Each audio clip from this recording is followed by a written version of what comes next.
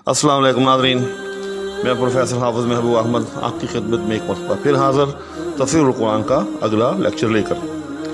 चुनांचे इससे पहले हम 98 आयत की जो है तफसीर बयान कर चुके हैं सूरह बकरा की, और आखिरी जो आयत हमने की वो आयत नंबर 98 जिसमें यहूद की जिब्रील दुश्मनी का बयान हुआ। उसके बाद फरमाया अऊज़ु बिल्लाहि मिनश शैतानिर रजीम बिस्मिल्लाहिर रहमानिर रहीम व लक़द अंज़लना इलैका आयातिन बय्यिनात वमा यकफ़ुरु बिहा इल्लल फ़ासिक़ून, और हमने उतारी तेरी तरफ आयतें रोशन और इनकार न करेंगे उनका मगर वही जो नाफरमान है। सदक़ल्लाहु मौलाना अज़ीम वल्हम्दुलिल्लाहि रब्बिल आलमीन। आज मैंने एक ही आयत जो है इस दर्स के लिए मुंतखब की है, और उसकी एक ख़ास वजह है जो मैं अभी बताता हूँ। आज का ये जो लेक्चर है या दर्स है ये बहुत अहम है। मैं समझता हूँ कि पूरे कुरान की तफ़हीम के लिए या कुरान फहमी के लिए इसका सुनना बहुत ज़रूरी है, इसलिए ये वीडियो काइंडली आखिर तक देखिएगा।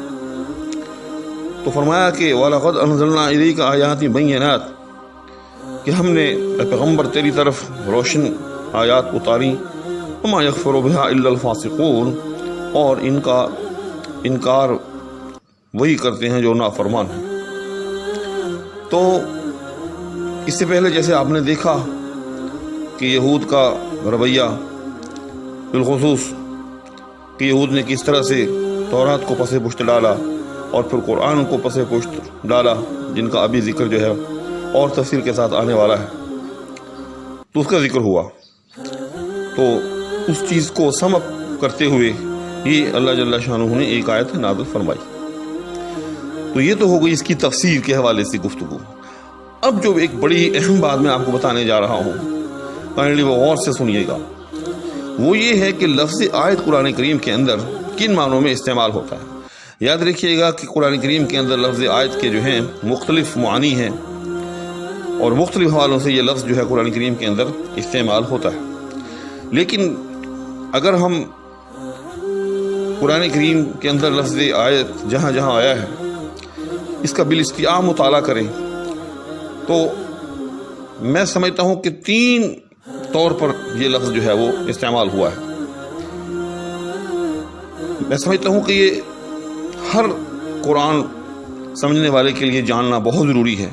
क्यों कि बज़ाहिर लफ्ज़ आयत ही होता है हर जगह, या आयात होता है, लेकिन उसके मानी के अंदर थोड़ा बहुत तवाफुत होता है। तो इसका समझना और जानना बहुत ज़रूरी है। तो जैसे मैंने अर्ज़ किया कि लफ्ज़ आयत या आयात जो कि आयत की जमा है, बिलउमूम कुरान करीम के अंदर 3 मानी में इस्तेमाल हुआ है। सबसे पहले ये अहकामात इलाहिया के मानी में इस्तेमाल हुआ कि इससे मुराद जो है हुक्म इलाही है। जैसे कि हम कहते हैं या फुक़हा कराम कहते हैं कि इस आयत के अंदर ये हुक्म जो है बयान हुआ है, यह हम मसला पूछते हैं कि ये जो मामला है या प्रॉब्लम है इसका हुक्म या इसका हल किस आयत के अंदर मौजूद है, तो वहाँ उस प्रॉब्लम का या उस मसले का हल जो है या हुक्म जो है वो मौजूद होता है। तो कहना ये चाहता हूँ कि लफ्ज़ आयत या आयात का एक मानी हुक्म इलाही या अहकामात इलाहिया है, जिसकी मिसाल सूरह नूर के हवाले से बहुत खूबसूरती से दी जा सकती है। मसलन फरमाया कि सूरतुल अंज़लनाहा व फ़रज़नाहा व अंज़लना फ़ीहा आयातिन बय्यिनातिन लअल्लकुम तज़क्करून, कि ये एक सूरत है कि जिसको हमने उतारा और इसको फ़र्ज़ किया। व अंज़लना फ़ीहा आयातिन बय्यिनात, और हमने इसके अंदर वाज़ेह निशानियाँ उतारी, लअल्लकुम तज़क्करून, ताकि तुम नसीहत पकड़ो। अब इसके अंदर जो है लफ्ज़ आयात जो इस्तेमाल हुआ है, इसका सीधा सीधा मफ़हूम जो है वो हुक्म इलाही अहकामात इलाहिया हैं। क्यों? इसके आगे फ़ौरन आ रहा है अज़्ज़ानियतु वज़्ज़ानी फ़ज्लिदू कुल्ला वाहिद मिनहुमा मिअत जल्दा, यानी पहला हुक्म इसके अंदर अगर कोई ज़ानी हो, खा वो औरत हो या मर्द, उसको कोड़े मारने का हुक्म, जिसको हद जुलूद कहते हैं। उसके बाद आगे फिर जो है हद क़ज़फ़ का हुक्म आया। उसके बाद आगे जो है हमें हुक्म लिआन मिलता है कि अगर मियाँ बीवी आपस के अंदर एक दूसरे पर बदकारी की तोहमत लगाएं और साबित न कर सके तो फिर उनके दरमियान जो है कानून लिआन जो है वो अमल में आता है। उसके बाद ہم تھوڑا سا اور آگے جائیں تو ہمیں جو ہے اس کے اندر جو ہے وہ پردے کے احکامات جو ہیں بڑے مفصل طور پر نظر آتے ہیں۔ اس کے بعد تھوڑا سا اور جو ہے ہم آگے جائیں تو ہمیں جو ہے استیزان کے احکامات جو ہیں ہمیں وہ ملتے ہیں۔ الغرض اس صورت کے اندر یہ جتنی آیات ہیں یہ احکامات الہیہ پر مبنی ہے۔ تو ایک معنی جو ہے لفظ آیت یا آیات کا احکامات الہیہ ہوا۔ دوسرا اس کا جو شیڈ ہے وہ اللہ جل شانہ کی توحید اور اس کی جو ہے وحدانیت، اس کی نشانیاں ہیں۔ جی ہاں، اللہ تعالیٰ نے یہ کائنات بنائی ہے اور اس کائنات کے اندر جگہ جگہ جو ہے اپنی نشانیاں جو ہیں وہ بکھیر رکھی ہیں۔ تو لفظ آیت جو ہے یا لفظ آیات جو ہے اللہ جل شانہ اپنی وحدانیت اور اپنی الوہیت کی نشانیوں کے لیے بھی استعمال کرتا ہے۔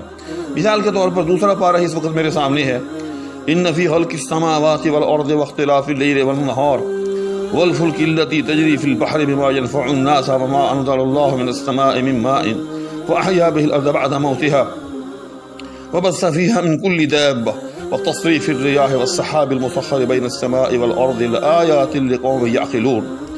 تو یہاں اللہ جل شانہ نے مختلف اشیاء کا جو ہے وہ تذکرہ کیا، مثلا فرمایا کہ آسمانوں اور زمین ان کو دیکھو، ان کی تخلیق میں، اور پھر فرمایا کہ رات اور دن کے آگے پیچھے آنے اور جانے میں، پھر فرمایا کہ ان بحری جہازوں میں یا ان کشتیوں میں جو سمندروں کے اندر مال تجارت لے کر جو ہے ہر وقت رواں دواں رہتی ہیں، اور پھر فرمایا کہ ذرا اس بارش کو دیکھو جو آسمان سے برستی ہے کہ جس کے ذریعے پھر اللہ جل شانہ جو ہے اور مردہ چیز کو زندہ کر دیتا ہے، زمین سے جو ہے وہ سبزہ نکل آتا ہے، زمین میں قوت رویدگی جو ہے وہ پیدا ہو جاتی ہے، جس کی وجہ سے ہر جاندار جو ہے وہ خوراک حاصل کرتا ہے اور زندہ رہتا ہے۔ اور پھر فرمایا کہ ان ہواؤں کو دیکھو کہ جو دائیں بائیں ادھر ادھر جو ہے وہ چلتی رہتی ہیں، اپنا رخ بدلتی رہتی ہیں۔ اور پھر فرمایا کہ اس بادل کو دیکھو کہ جو آسمان اور زمین کے اندر خربوں ٹن من پانی لے کر جو ہے وہ معلق ہے۔ فرمایا کہ ان سب چیزوں میں کیا ہے، لآیات لقوم یعقلون، نشانیاں ہیں عقل رکھنے والوں کے لیے، یعنی جو لوگ بھی عقل کی آنکھ سے دیکھیں، عقل سے اس پر غور کریں تو ان کے لیے اس میں نشانیاں ہیں۔ تو یہ میں نے ایک مثال آپ کے سامنے دی ہے، تو قرآن کریم جو ہے ان مثالوں سے جو ہے وہ بھرا پڑا ہے۔ اسی طرح سے سورہ آل عمران کے آخر کے اندر ہے، ان فی خلق السماوات والارض واختلاف اللیل والنہار لآیات لأولی الالباب۔ جی ہاں، فرمایا کہ آسمان اور زمین کی تخلیق میں اور رات اور دن کی آگے پیچھے آنے جانے میں اہل عقل کے لیے جو ہے وہ نشانیاں ہیں۔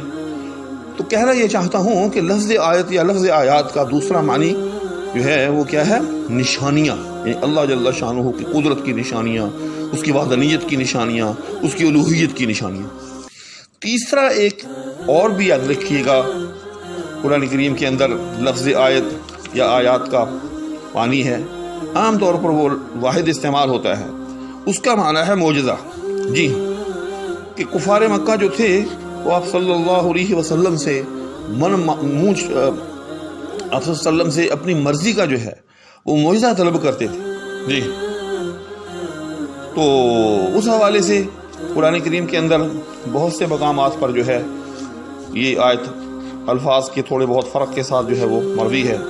اس کا مفہوم یہ ہے کہ وہ کہتے ہیں کہ آپ پر جو ہے کوئی نشانی یا کوئی آیت جو ہے وہ کیوں نازل نہ ہوئی۔ یہ مختلف جگہ پر یہ جو ہے مطالبہ کفار کا قرآن کریم کے اندر مذکور ہے۔ تو میں آپ کے سامنے کوئی خاص آیت جو ہے وہ اس وقت پڑھنا چاہوں گا تاکہ آپ کو اس کا بھی علم ہو جائے۔ تو فرمایا وَقَالُوا لَوْلَا أُنزِلَ عَلَيْهِ آیَاتٌ مِّن رَّبِّ، تو کہتے ہیں کہ آپ پر جو ہے کوئی خاص نشانی اور کوئی خاص آیت جو ہے وہ کیوں جو ہے وہ نازل نہیں ہوئی، جیسے سورہ یونس کے اندر ہے فَقُلْ إِنَّمَا الْغَيْبُ لِلَّهِ وَيَقُولُونَ لَوْلَا أُنزِلَ عَلَيْهِ آيَاتٌ مِّن رَّبِّهِ فَقُلْ إِنَّمَا الْغَيْبُ لِلَّهِ फंतज़िरू इन्नी मअकुम मिनल मुंतज़िरीन। यानी वो कहते हैं कि क्यों ना उतारी गई आप पर उसके रब की तरफ से कोई निशानी, तो उनसे कह कि इन्नमल ग़ैबु लिल्लाह, कि गैब का इल्म तो अल्लाह के पास है, फंतज़िरू, तुम भी इंतज़ार करो, इन्नी मअकुम मिनल मुंतज़िरीन, मैं भी तुम्हारे साथ इंतज़ार करने वालों में से हूँ। अलग़र्ज़ लफ्ज़ आयत का जो है तीसरा मानी वो मोजज़ा है, वो अल्लाह ताला की तरफ से कोई ख़ास निशानी है कि जिसका कुफ़ार मक्का जो है वो बिलअमूम मुतालबा करते थे। फिर ये अलग बात है कि अल्लाह जल्ला शानुहू का ये दस्तूर है, उसकी सुन्नत है कि जिस कौम को भी अल्लाह जल्ला शानुहू ने मन चाहा या मुँह मांगा मोजज़ा दिया, उसके बाद फिर उसने इस्लाम कबूल न किया, यानी अपने पैगम्बर पर वो ईमान न लाई, तो उसको फिर जो है वो हलाक कर दिया गया। लेकिन हजूर अकरम सल्लल्लाहु अलैहि वसल्लम की उम्मत दावत, यानी उम्मत की भी दो किस्में होती हैं। एक उम्मत दावत होती है, यानी जिसको पैगम्बर जो है वो दावत देता है, चाहे आगे से माने चाहे न माने। तो एक वो उम्मत जो आगे से उस दावत को कबूल कर ले। तो हजूर अकरम सल्लल्लाहु अलैहि वसल्लम इस एतबार से ये पूरी कायनात जो है सल्लल्लाहु अलैहि वसल्लम की इस एतबार से जो है वो उम्मत है कि आप सल्लल्लाहु अलैहि वसल्लम जो हैं वो सारी कायनात की तरफ जो है वो मबऊस हैं। तो जो उम्मत दावत है, तो ये उसको आप सल्लल्लाहु अलैहि वसल्लम का एक ख़ास फैज़ पहुँचा हुआ है कि इस वक्त दुनिया के अंदर न जाने कैसे कैसे कुफ़ार जो हैं वो मौजूद हैं, आप सल्लल्लाहु अलैहि वसल्लम का कैसे कैसे जो है वो इनकार करते हैं, लेकिन उन पर जो है अज़ाब आम जो है वो नाज़िल नहीं हुआ। तो ये एक मैंने इजाफी बात आपके सामने अर्ज़ की है। तो कहना ये चाहता हूँ कि लफ्ज़ आयत का तीसरा मफ़हूम या तीसरा मानी जो है वो कोई ख़ास मोजज़ा जी है, कोई ख़ास मोजज़ा जो है वो मुराद है, और इससे मुराद जो है वो अज़ाब इलाही भी है।